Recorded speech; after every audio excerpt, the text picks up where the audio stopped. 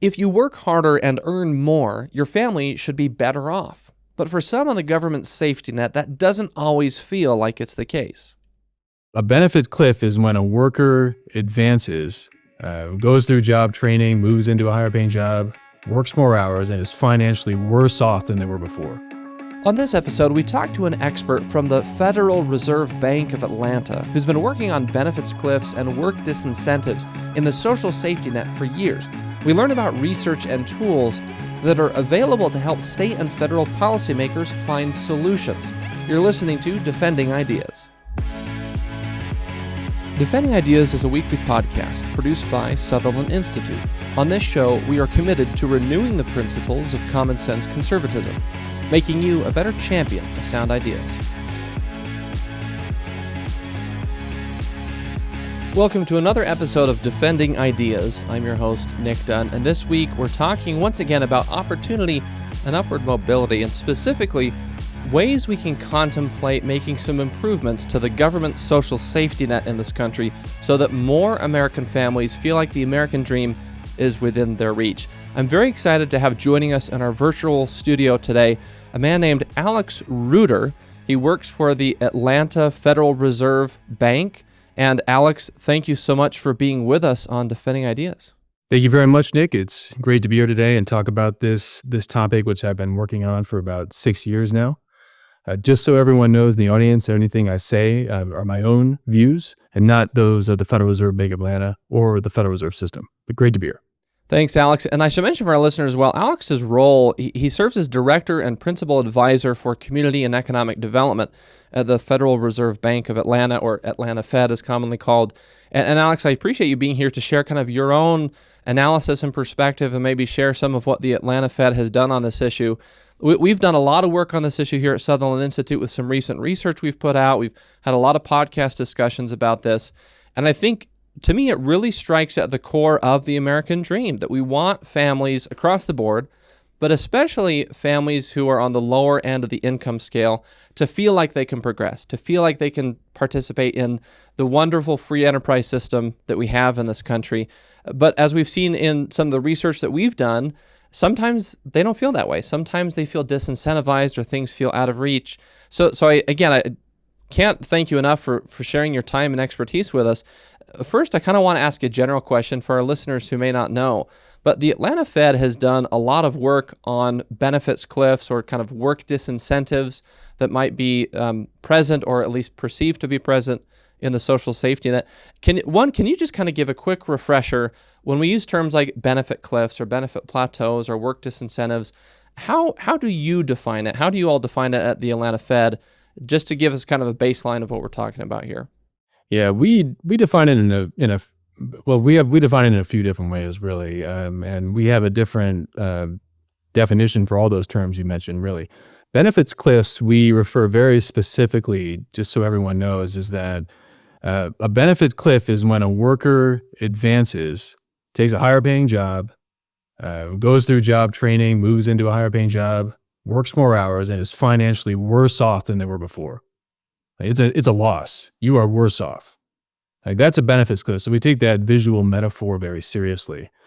The benefits plateau is a very important concept for us.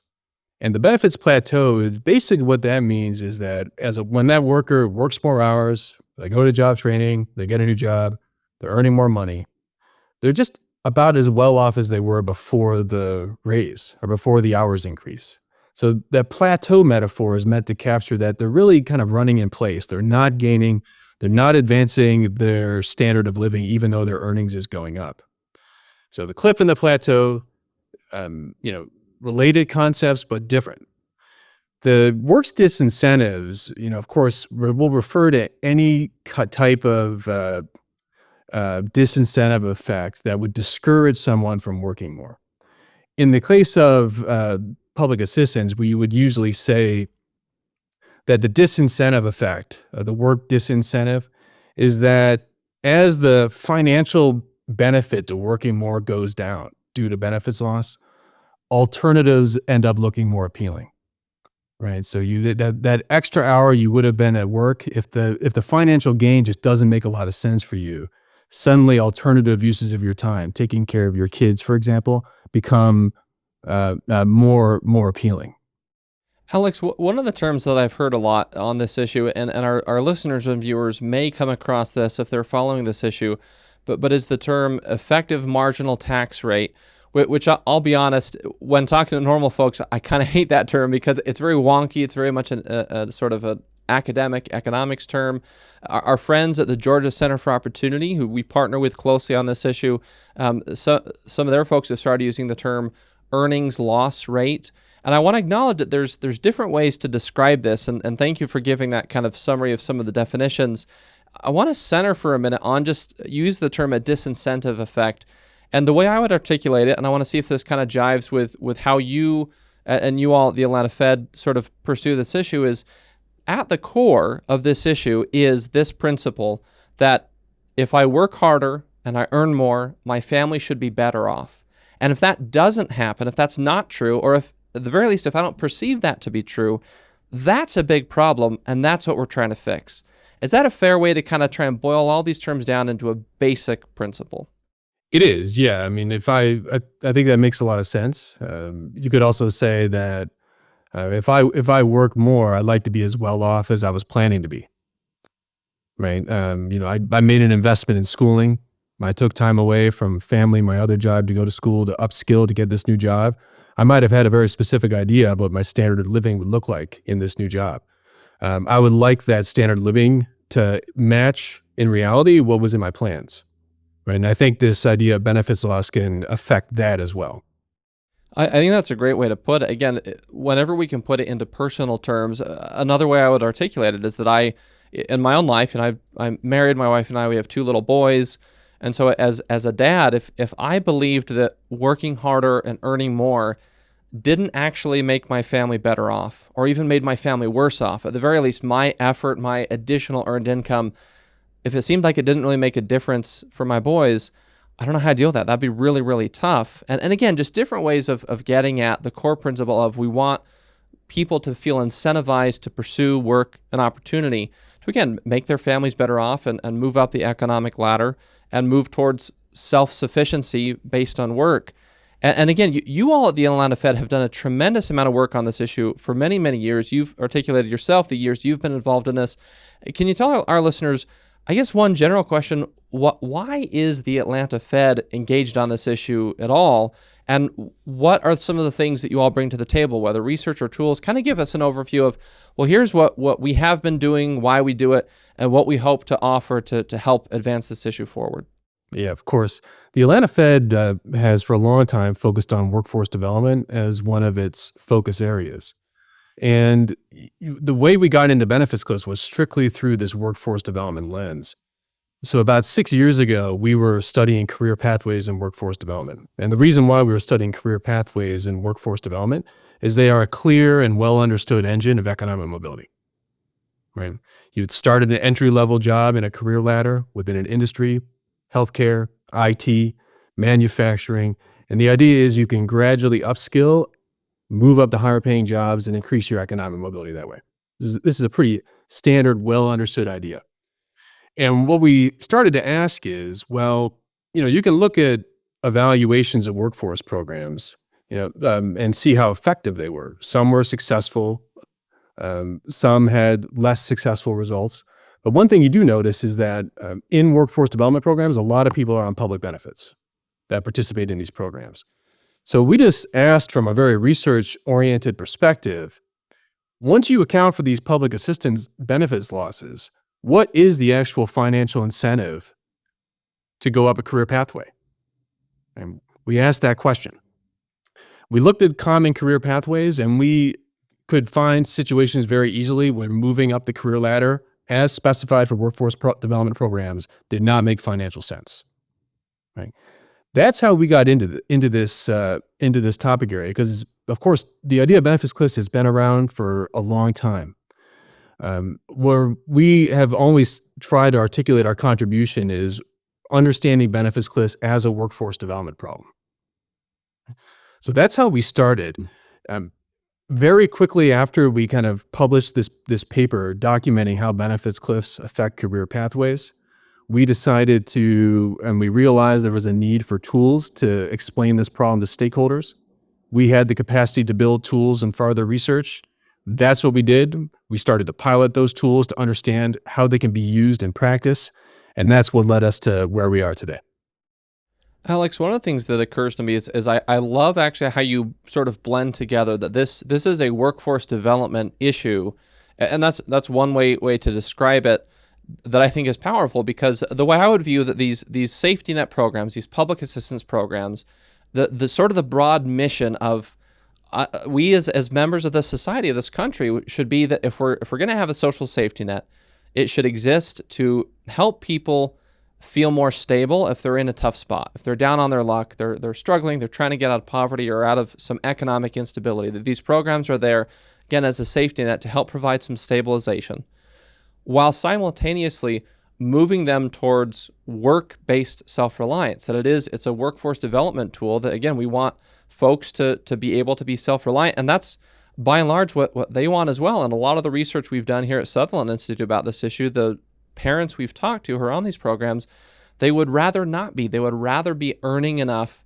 to be self-reliant. So one, I like that blending of this is a workforce issue. We want to help people sort of have a clear path to engage more fully in the workforce. And I wonder if you can articulate for our listeners, when we talk about the social safety net, I think there is ample evidence that it has helped many people over the years. Again, provide some stabilization as they kind of move back towards self-reliance through work. But how would you describe the nature and scope of the problem? Again, whether we use the term benefit cliff or plateau, or I like sort of the disincentive effect in general. If you were describing to somebody who wasn't really familiar with this problem, and you had to convey to them the nature of it, the scope of it, kind of the magnitude of how serious of an issue is this through the workforce lens, through the families we're trying to help, what's the most concise way to describe it to someone who maybe is not deep in the issue? There's a couple ways to articulate the nature of the problem. One way is to look at the population, right? And just ask, for everyone that's on public assistance, if you give them $1,000 or $2,000 or $10,000, how much of that do they lose? Right? And how does that compare to the population overall? Let's just call that the population-based approach. I like that because I find stakeholders really often want to know that. They might say, within my state or within my county even, how many people are facing this issue, right? And how big is the issue? You can look at studies that try to do that, and you find that, for example, families with children just around the poverty threshold, if you give them $2,000, about on average, they might only keep about $1,000 of that, right? So that's, what we would call about a 50% loss, or a 50% marginal tax rate, effective marginal tax rate, to use that terminology that you didn't prefer, right? And with that same population-based approach, you can even quantify how many people are facing the more severe cliffs, the 100% plus, you are actually worse off, right? So I usually start out with that, is I would pull some of the research that tries to get that population level estimate and then start there, right? The second way is to really just approach it from a case study perspective and say, given in your area, let's take a hypothetical family, and let's use a very reasonable assumption of the public benefits they are on, and just actually look at the situation they're facing. This is a powerful way to illustrate the nature of the benefits cliff. So you could see how, very plausible scenarios, workers are either barely better off with significant income gains, or they're worse off. And that matters because you may be trying to model out different jobs in your area, how much they pay, how much better off they're going to make workers. And when you put that chart next to the benefits cliff chart, you realize, well, maybe some of our jobs aren't promising as much economic opportunity as we hoped, at least in the short term. There's a study that you all put out from the Atlanta Fed. We'll link to it in the show notes, but it basically looks at kind of doing what you're describing in Washington, D.C., to look at a hypothetical family to try and gauge, how much earned income would they need to get additionally to sort of break even or sort of clear this cliff effect. I want to read one of the key bullets and then ask you to expand on it. In the paper, in one of the key findings, It says, due to the co-occurring phase-outs of multiple transfer programs, which again refers to safety net programs, or benefits cliffs, a hypothetical single adult, one child, age 3, family living in D.C. would receive no financial gain from a wage increase between $11,000 and $65,000 of earned income. So I want to try and translate that into normal terms.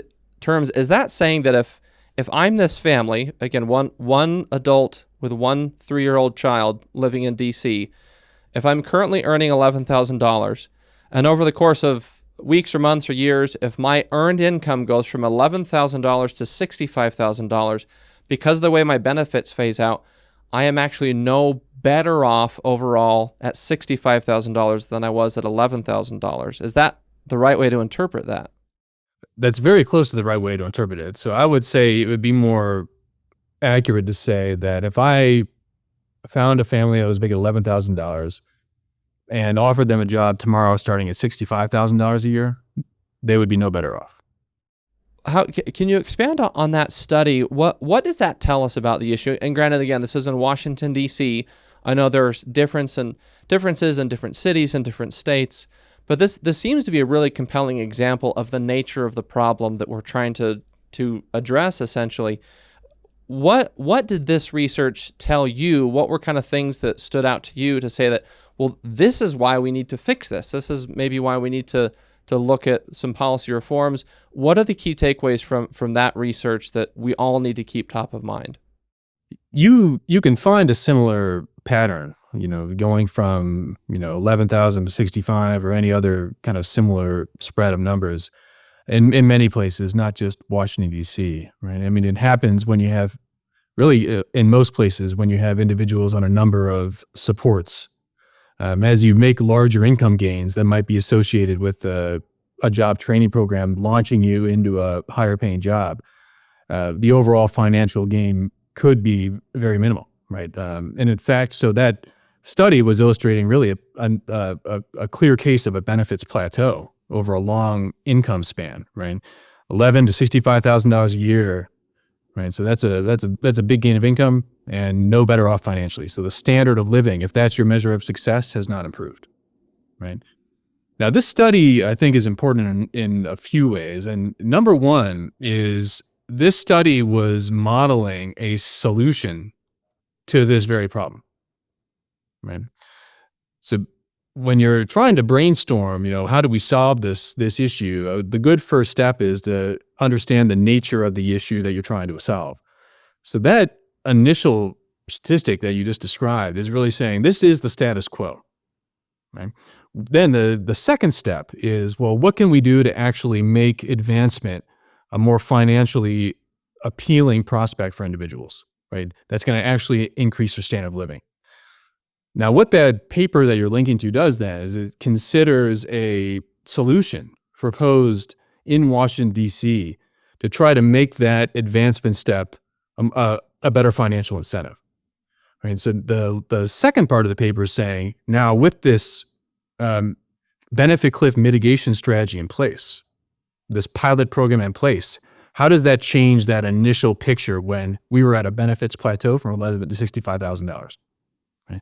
So that's a good strategy that I recommend when individuals try to tackle this problem, is that you really have to understand the status quo, design your solution, and then go back and test, are we actually solving the problem that we originally identified?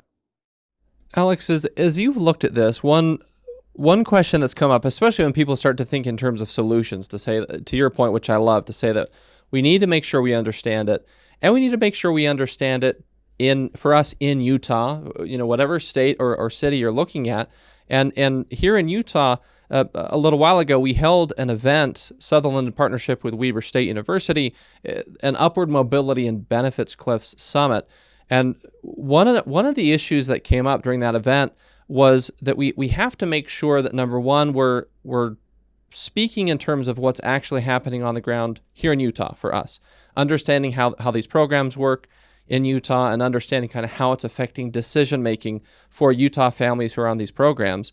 And so I want to ask you, as you've kind of looked either in various cities or states or maybe at the national level, when we start to think about, okay, how do we understand the issue in more detail so that we can craft solutions? Are there specific safety net programs that have kind of stood out to you as this is kind of where the big concentration is? For example, here in Utah, our recent report called Strengthening the American Dream, where we surveyed Utah adults who are recent or current participants of the safety net, Medicaid and SNAP were by far the programs that were most commonly cited as areas of concern, that they didn't want to lose those programs, and they often feared that an increase in income would trigger a cliff or a sudden loss of those programs that would make them feel worse off. So I'm just curious, kind of what have you seen, if we do want to start to look at solutions, are there specific programs we should be looking at in particular? What kind of stands out to you? First, I would say that it seems like you can't really just look at a single program. You really need to look at multiple programs at the same time, because individuals are typically on more than one, right? So I would always encourage that any modeling considers more than one program. The second point I'll just make really quickly is that I'm going to answer from the perspective of finances alone, because there's a separate issue that, sometimes when a family may lose a benefit, they're more concerned about just losing that resource. You mentioned Medicaid. Maybe an individual is not really concerned about the higher cost of healthcare being off Medicaid, but just doesn't want to lose the quality of care they happen to have on Medicaid, right? So that's a separate issue related. But I'll talk about on the financial side. So we know that SNAP and Medicaid Children's Health Insurance, CHIP as it's called, have very high enrollment numbers. So just in a numbers way, those are going to affect the most people. And when you ask people about it, and I believe this is confirmed in your report, they mentioned SNAP and Medicaid as the most common benefits cliffs that might discourage their career advancement. I'd also just like to highlight another one that comes up a lot for us is childcare.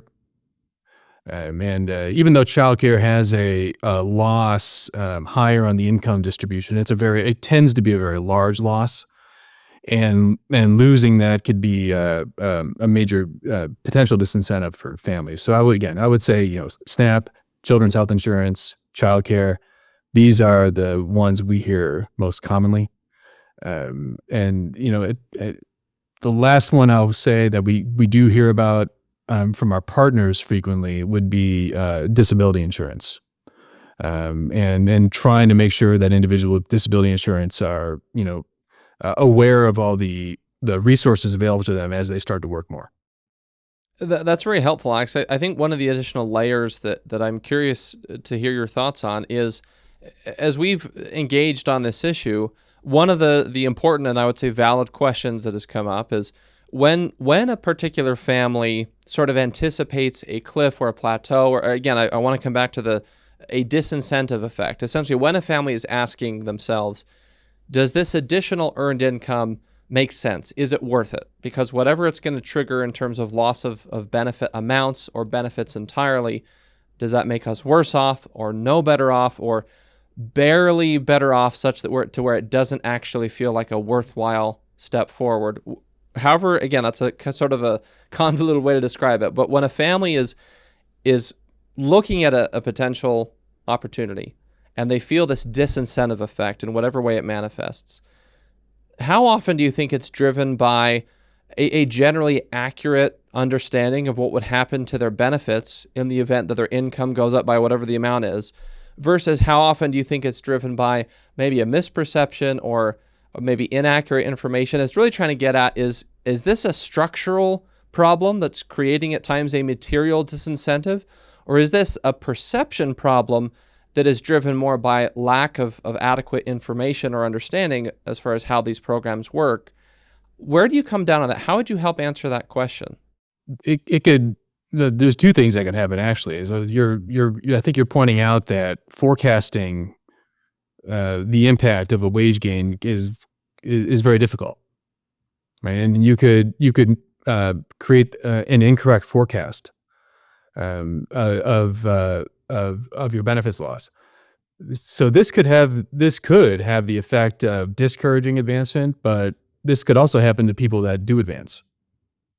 Right? They could have been misguided or had the wrong number in mind when they actually did advance. So it didn't really disincentivize them.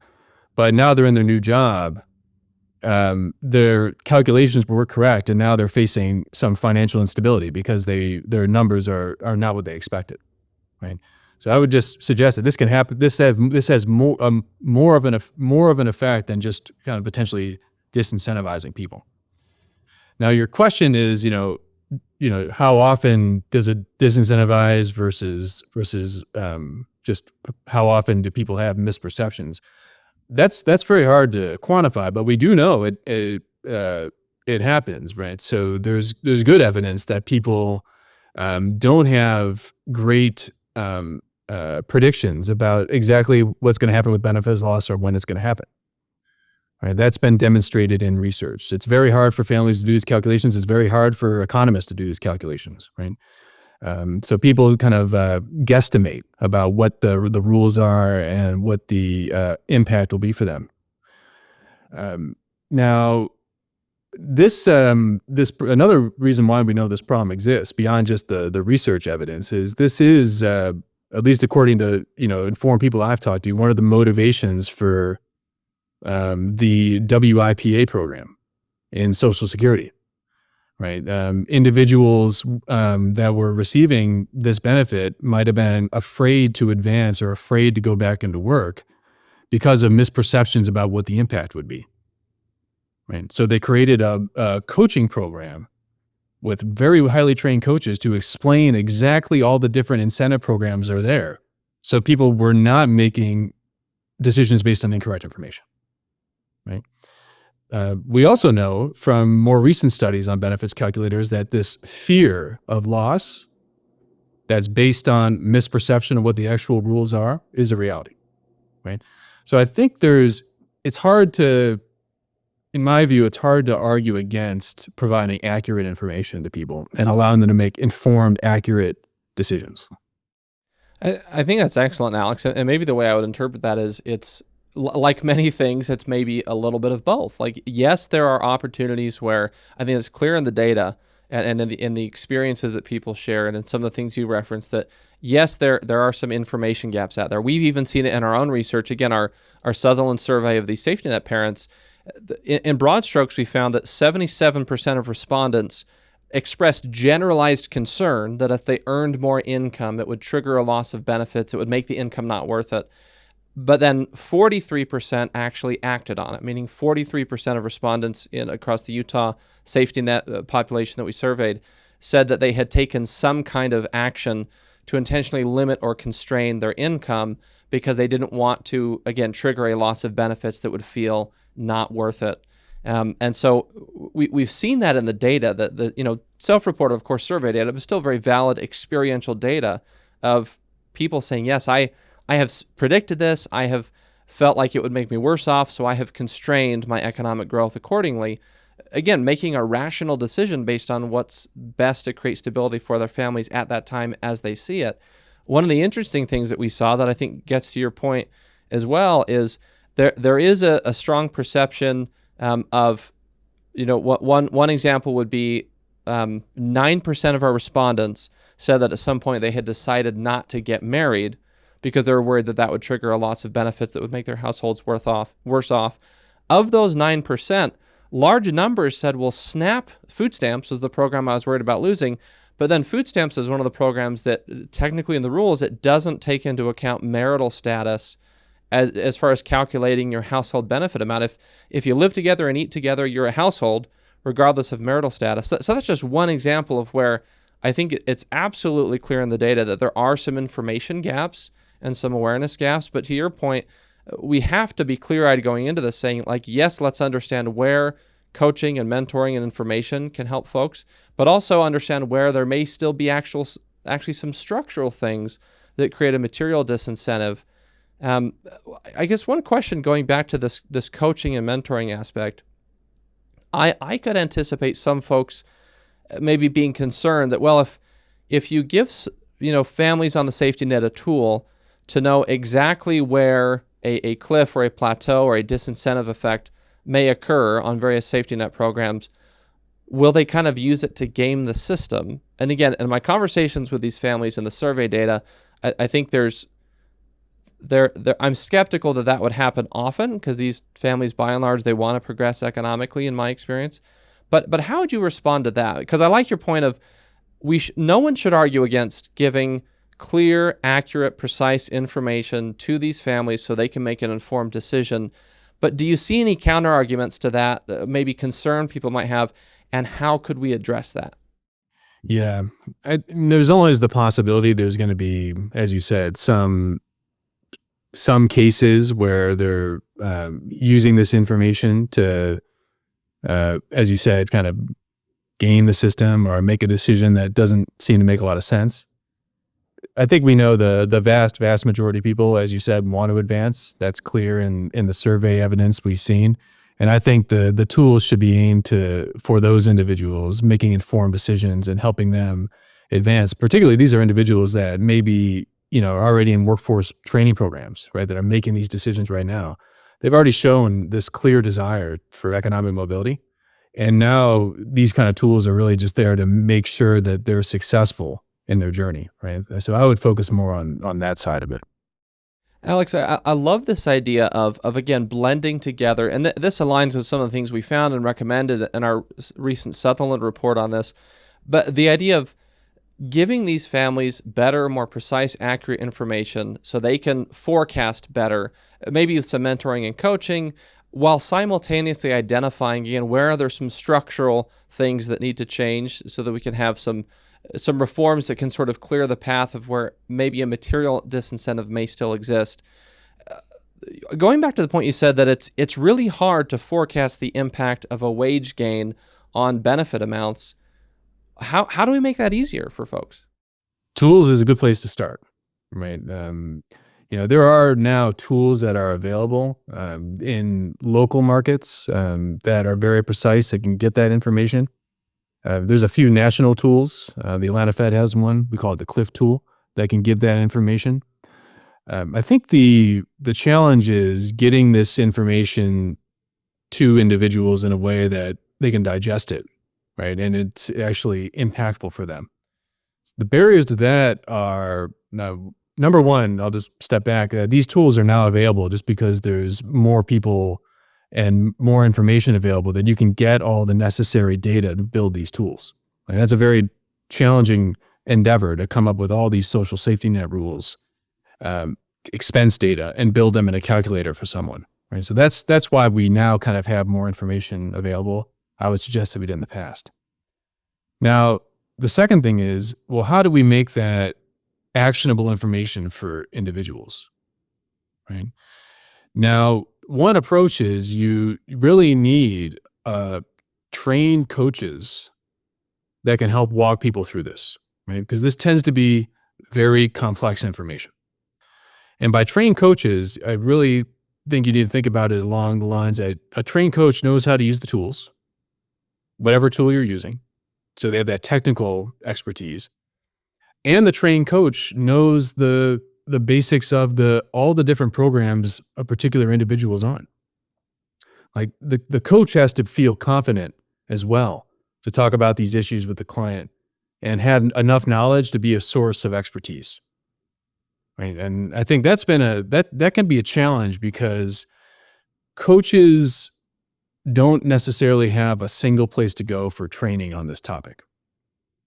Right. You may be able to find it for, one program, SNAP or TANF, but holistically, to be able to talk about a lot of programs, to be able to have sound advice about what to do in numerous different, essentially challenging situations, I think that's where we still have some more work to do, right? Is to try to think about that. And I think absent that, it's going to be difficult to ensure that workers are actually getting a very accurate picture of the situation. Alex, if I'm a state, again, whether Utah or anyone else, if I'm a state that says, hey, we want to try this, we want to maybe pilot something, or we want a better understanding of the tools that are out there. The Atlanta Fed Cliff tool, is that the kind of thing? Is that designed to be used in the context of maybe a caseworker working with one of their customers on the safety net? Is that kind of the intent of the Cliff tool? Is let's use this as a mechanism to help you have more accurate forecasting as far as, again, what what changes may occur because of an income gain relative to benefits.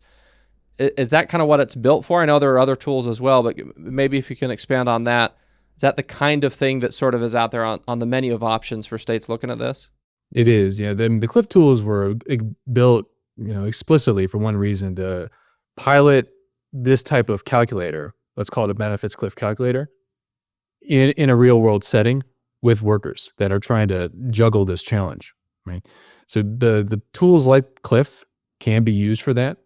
Where the additional step that has to happen is, right, a tool on its own is not going to be, I would argue, that effective unless it's built into a program model that's really targeting the benefits cliff, right? And when I say program model, I'd like you to think about, kind of a thought exercise. Is, let's say you do something in your state to address the benefits cliff in coaching, and it's successful. Another state calls you and asks you, what did you do? You should have a very clear write-up and answer on what that program model is so another state can adopt it, right? And a program model is going to specify, who's using the tool, when they're using it, how they've been trained to use it, what exactly is the nature of the coaching session. I mean, that really, in short, you need an environment in which the tool is being placed that's going to together help the workers advance. The tool on its own, without that kind of broader environmental picture within your pilot, is going to be of limited success, I would suggest. That's incredibly helpful and insightful. I want to return briefly, and then we just have a minute or two before we need to wrap up. But when we're talking about specific programs, and again, I'm thinking through kind of maybe the potential application of this tool or tools like this to help families, again, more easily and effectively transition off of the safety net into work-based self-reliance. One of the things that's also come up is with the food stamp program in particular, knowing that from the federal level is designed, it's intended to at least already kind of taper down. That's been a question, is does SNAP alone kind of already taper people off such that they shouldn't experience a disincentive effect as their income goes up and their SNAP benefit allotment goes down? One, I guess, have you all seen anything in your research at Atlanta Fed for that program in particular?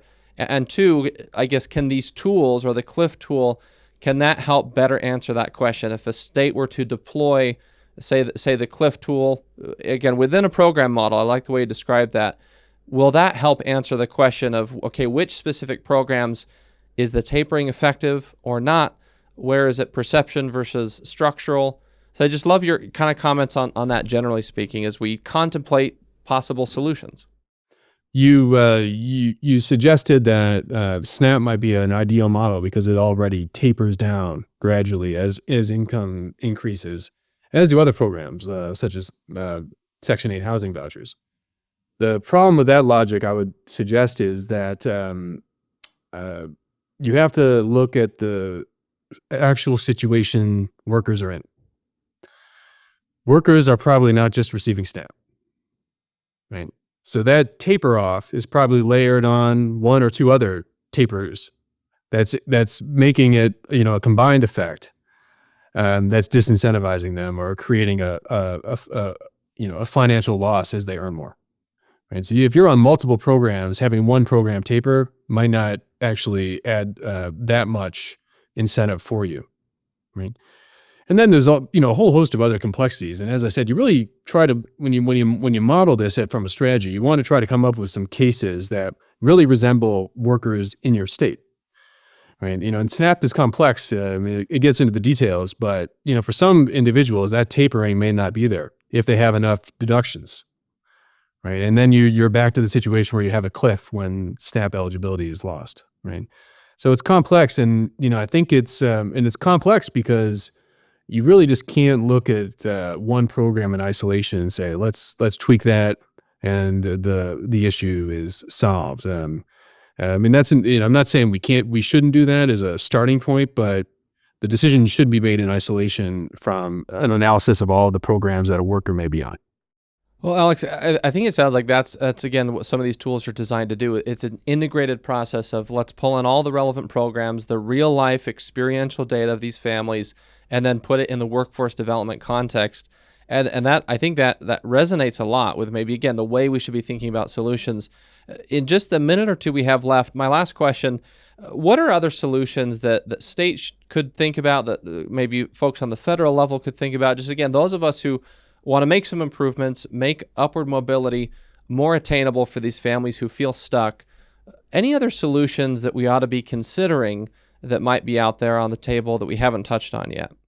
One other point on what we were just talking about is really understanding the problem in context is that, states could actually get a really good picture if they were able to use their administrative data. Right. And what I mean is you could take, the administrative data on individuals, identify, well, what programs are our population actually on, run that data through a benefits cliff tool like the Atlanta Fed's cliff tools and get a very precise estimate of what is the benefits cliff situation in our state. Right. In actuality. Rather than just kind of a lot of hypothetical situations, right? But you need a state that has the administrative data to do that. So that's one other step I would suggest. And then, what else can states to do? I mean, I'm not going to, of course, advise states about what to do, but I would just say that there's a lot of research being done right now on the benefits cliff, because we are in a position, I would suggest, where the research and a lot of questions people ask is kind of inconclusive. Or points in different directions. So we still have more work to do on identifying, what practices seem to be working. So I think everyone just needs to really continue to do this analysis, build the data sets we need so we can answer the hard questions, do the surveys so we can kind of get more insights about what's working, what's not, and then absorb that evidence as we plan the next set of activities. Well, Alex, we will leave it there for time. This has been wonderful. We'll have to have you back on and continue this conversation. And again, thank you for everything you're doing in your role. Thanks to the folks at the Atlanta Fed for providing so much rich, resources in terms of data and research and tools. And it's exciting to be working on this issue in a time when there seems to be a lot of momentum to try and, again, improve upward mobility and strengthen the American dream for families who are eager to achieve it. So thank you again for lending your time and expertise on Defending Ideas. Thank you very much, Dave. It's been an honor to be here. Once again, that was Alex Reuter, Director and Principal Advisor for Community and Economic Development at the Federal Reserve Bank of Atlanta. We're going to take one quick break before we leave you with some final talking points. This is Defending Ideas. Stick around. Sometimes it's hard to keep up with the latest policy debate that affects your life. The solution? Subscribe to Sutherland Institute's weekly newsletter, where you'll find in-depth insights from seasoned policy experts, compelling multimedia, and advance notice of special events. Visit sutherlandinstitute.org. Welcome back to Defending Ideas. I want to reiterate this core principle of the American dream, that if you work harder and earn more, that should make your family better off. When analysis from trusted sources like our friends at the Atlanta Fed show that that isn't always the case, or when survey research, like in the Sutherland paper, Strengthening the American Dream, show that many families feel a very real disincentive, those are challenges we should all mobilize to fix. Our goal should be to help more American families struggling to escape poverty feel like the American dream is within their reach. A key part of the approach to do this is to combine two things. Number one, yes, we should explore ways to give better, more precise information to families on the safety net to make it easier to forecast how an income change affects public benefits so they can plan and make more informed decisions. We should also identify where there are structural barriers that can create a material disincentive, so we have a better understanding of where to target reforms. That is it for this episode of Defending Ideas. If you enjoyed this discussion, please visit defendingideas.org, where you can access previous episodes and watch or listen on your favorite platform. Also, don't forget to subscribe to Defending Ideas on Apple Podcasts, Spotify, YouTube, wherever you like to get your shows. And please share this episode on your own social media profiles or with a friend, family member, or coworker who you think may find it interesting. And lastly, if you want to support the broad work of Sutherland Institute, if you want more conversations like this one, please make a contribution at sutherlandinstitute.org/donate. Thanks again for joining us on Defending Ideas from the Sutherland Institute in Salt Lake City. I'm Nic Dunn. We'll see you next time.